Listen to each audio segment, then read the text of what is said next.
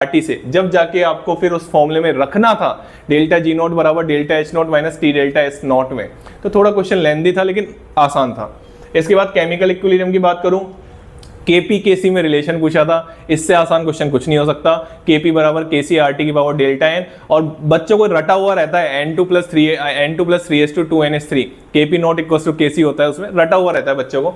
Ionic equilibrium की बात करूं तो एक बफर का क्वेश्चन था, आसान क्वेश्चन था, ठीक है ना, लेकिन उसमें पता है बच्चे क्या गलती करके आए, बच्चे ये गलती करके आए कि भैया उन्होंने पूछी पीएच और उन्होंने वो इन्फॉर्मेशन दे रखी थी बेसिक बफर की, तो बच्चे उसमें थोड़ा सा डालम डोल हो गए, ठीक है ना, थोड़ा गलत करके आए बच्चे। एक क्वेश्चन था टाइट्रेशन से, फिनोल्फ्थलीन का कलर पूछा था, वीक एसिड स्ट्रॉन्ग बेस की क्या थी, टाइट्रेशन थी। इसको मैंने रिडॉक्स में नहीं रखा है, इसको मैंने आयनिक में रख दिया, तो कोई टेंशन वाली बात नहीं है, क्योंकि हम टाइट्रेशन जो ये एसिड बेस टाइट्रेशन है उसको डिटेल में हम रिडॉक्स किस में पढ़ाते हैं, आयोनिक में पढ़ाते हैं।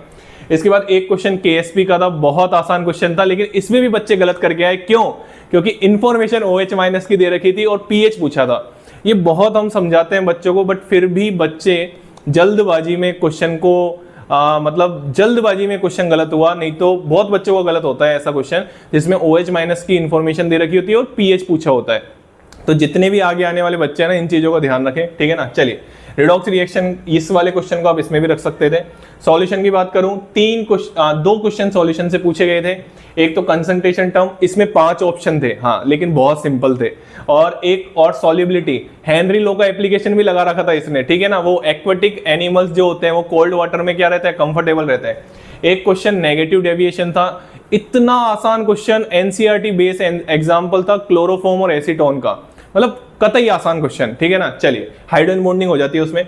इलेक्ट्रोकेमिस्ट्री की बात करें, नर्न्स इक्वेशन, फेराडे लॉ, नर्न्स इक्वेशन, बहुत आसान क्वेश्चन, बहुत आसान क्वेश्चन। H2 और H+ वाली नर्न्स इक्वेशन लगानी थी।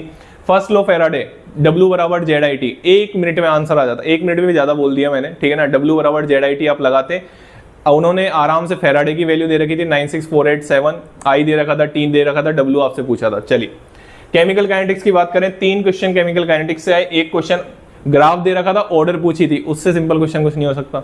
0 ऑर्डर का ग्राफ था।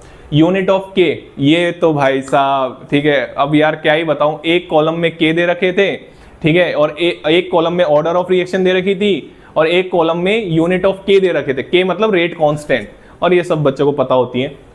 एक आरएनएस क्वेश्चन, आरएनएस इक्वेशन से था, ठीक है, ln के बराबर ln A माइनस EA/RT, ठीक है ना। तो वो जो कंपेयर करते हैं ना, वो सिखाते हैं, सब टीचर सिखाते हैं, ठीक है ना। इस पेपर में एक भी क्वेश्चन ऐसा नहीं था जो पढ़ाया नहीं जाता हो आपको।